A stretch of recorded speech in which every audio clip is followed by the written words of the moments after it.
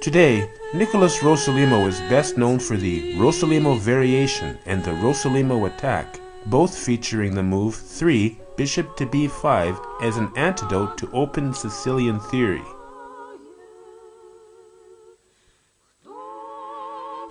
In his time, however, Rossolimo was also known for his brilliant attacking style and his uncompromising devotion to the game. He was feared for ferocious attacks that seemed to come out of nowhere, such as this sparkling combination against Finnish champion Karl Ojanen. Rossolimo takes white and sacks a knight to gain control of the b1 h7 diagonal.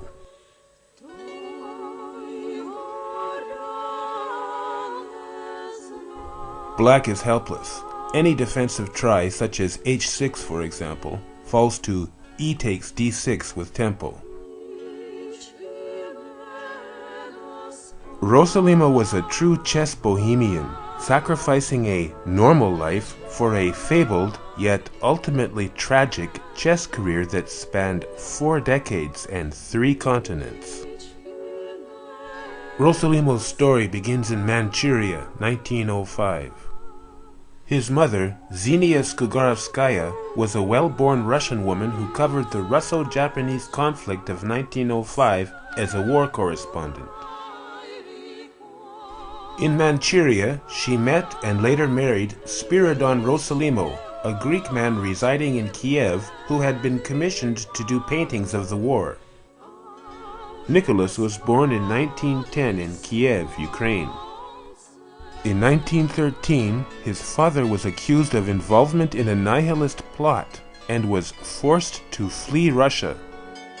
In 1916, he took a position as director of the Academy of Fine Arts in El Salvador. After an earthquake destroyed the National Theater, however, Spiridon emigrated to Manhattan, where he opened a portrait studio on Broadway. In Kiev, Rossolimo and his mother faced the full force of the Russian Revolution. The Bolshevik army invaded after Ukraine declared independence. This Soviet realist painting depicts the peaceful integration of communism with traditional Ukrainian culture. In fact, however, this photograph is a more realistic appraisal. These Ukrainian people are victims of a Bolshevik massacre in Kiev, 1919. In the early 1920s, Rossolimo's mother took him to Moscow, where he became junior city chess champion. Because she was an intellectual, Rossolimo's mother was suspected by Soviet authorities. She was imprisoned for 1 year and was lucky to escape the Soviet purges with her life. In 1929, Nicolas and his mother managed to emigrate to the relative safety of France. Rossolimo was 19 now and set to work to help support his family as a taxi driver. He also took an active interest in French culture by obtaining a brown belt in judo and chasing girls in the Paris dance hall scene. Rossolimo recalls an unfortunate incident in which he and another judo student competed over a girl. He challenged him to a battle inside a crowded ballroom, then lay on his back in one of the judo start positions. While he lay on his back, his rival left with the girl. "I am ridiculous," Rossolimo said. Rossolimo also began frequenting the fabled French cafe scene, but not in pursuit of the fairer sex. In Moscow, his mother had taught him chess, and it began to exert an increasing control over his imagination and time. He began spending every free moment in the Potyomkin Circle, a group of cafes haunted by Russian immigrant chess players. Soon, Rossolimo was strong enough to make the legendary Café de la Régence his main club, cutting his teeth against some of the best players in the city. After winning the Paris Championship in 1933, 35, and 36, Rossolimo set himself to become a professional chess player. In 1938, Rossolimo finished second at an international tournament in Paris, just a half point behind José Raúl Capablanca. He finished ahead of Eugene Znasko-Borovsky, a strong Russian master who boasted past victories against Rubinstein, Uwe, and Capablanca. A year later in Paris, Rossolimo finished first over Tartakover, without losing a single game. Sometime before World War II, Rossolimo married Vera Budakovich and had a son, Alexander.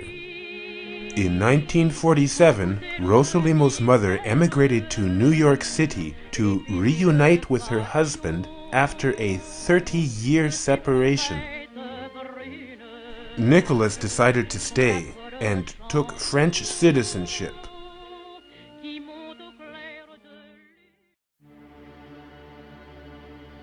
(1947) France versus Czechoslovakia. The best French and Czech masters square off in a head-to-head match.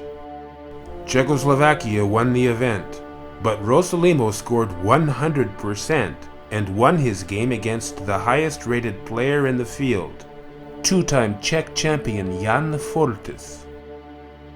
In 1948, Rossolimo won the French championship. Later that year, Rossolimo played in the event that would immortalize his name. At Bad Gastein, he won 4 times with the same 3 bishop to b5 variation against the open Sicilian. Rossolimo finished shared second with Benke, behind Swedish champion Erik Lundin. In their individual game, however, Nicolas beat Lundin with the Rossolimo variation. Against Czeniek Kotnauer, Nicolas leaves his Rossolimo bishop en prise for 3 moves, creating multiple pins that win him a piece and the game.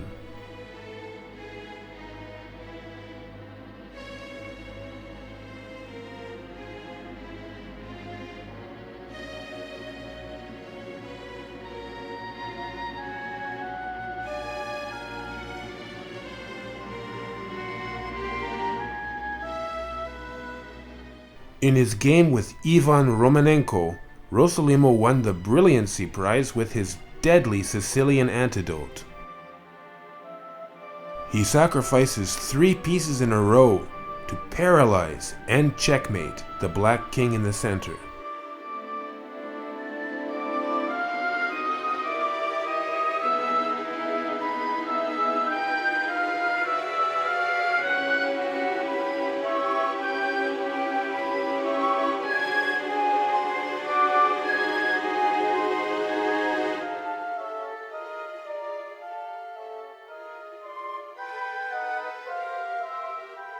It's because of Bad Gastein that people who have never played through a Rossolimo game are familiar with the Rossolimo variation.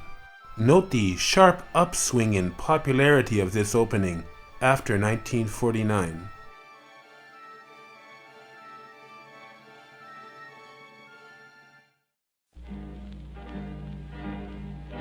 In February 1949, Rossolimo took center stage in one of the more bizarre incidents in chess history.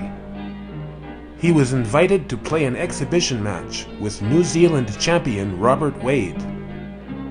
The event had been organized by the FSGT, a French socialist group dedicated to promoting chess as a vehicle to enrich proletarian culture. Controversially, the French Chess Federation banned Rossolimo from playing the event. Here is a copy of the actual letter they sent Rossolimo. I confirm the Federation's decision to prohibit you from participating in the event organized by the FSGT and the magazine Parallel 50. We must respect our obligations to FIDE, to which all members must comply. If you decide to play, we regret that we must penalize you. Dear Sir, please be assured of my best regards to you. Secretary General, Jean Voisin. Despite the fact that there is no evidence that FIDE itself ever objected to the match, Rossolimo obeyed the directive. If he had played Wade, he might have found himself blackballed from future French chess tournaments. Despite this extraordinary ban, however, Rossolimo attended the event in good cheer. He didn't play, but he joined in on the analysis and general chess fellowship. It's likely the French Chess Federation banned Rossolimo because of Cold War tensions. He was the current French chess champion. Perhaps they didn't want this title associated with communist chess organizers. Though Wade didn't play Rossolimo, he did play a 2-game match against François Molnar. In his speech at the event, Wade decried the ban against Rossolimo and showed solidarity with socialist ideals about promoting chess. I see, with regret, that there is a lack of cooperation between the French Chess Federation and the FSGT. There is no need for opposition between these two federations whose work is the same. You have two important tasks: teach the workers to play chess and make chess more prevalent in the factory. Robert Wade.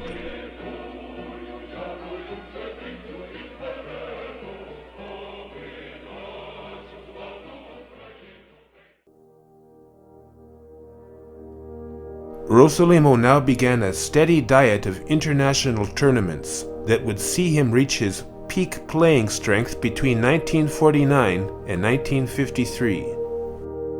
At Oldenburg, he managed shared third behind Efim Bogolyubov, but he won the brilliancy prize in his game against O'Kelly. Rossolimo takes white and initiates a decisive attack with the exchange sack. Rook takes c8 check, and finishes with clinical precision.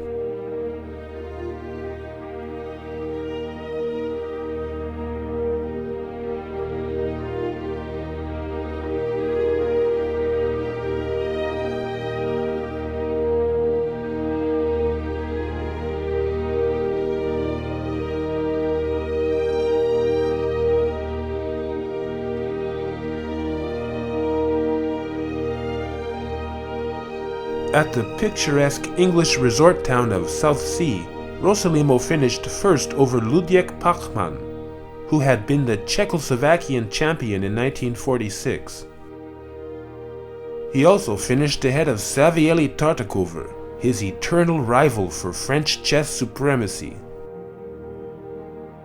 At Venice, he came second to 3-time Hungarian champion Laszlo Szabo. This was a very strong field, however, and Rossolimo distinguished himself by finishing ahead of Olympic silver medalist Lodowick Prinz. He also outpaced Grigorich, who had won at Warsaw in 1947 over Vasily Smyslov. Although Rossolimo had drawn Tartakover in 2 matches, he was still relegated to second board for France at the Dubrovnik Olympiad. Undaunted, however, he scored 75% and won a bronze medal. Quite an achievement considering that France finished 9th.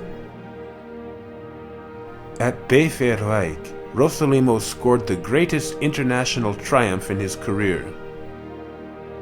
He scored an astonishing 82% to finish a clear 3 points ahead of the field, which included Oewe, O'Kelly, and Jan Hein Donner.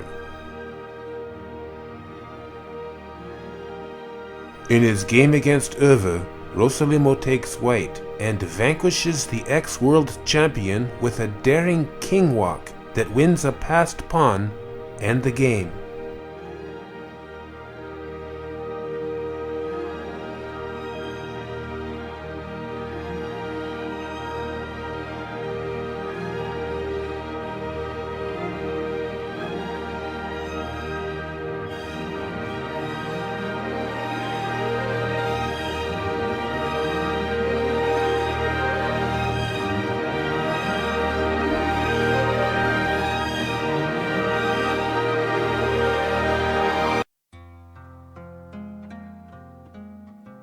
According to Chessmetrics, Rossolimo was rated as high as 23rd in the world during this string of successes.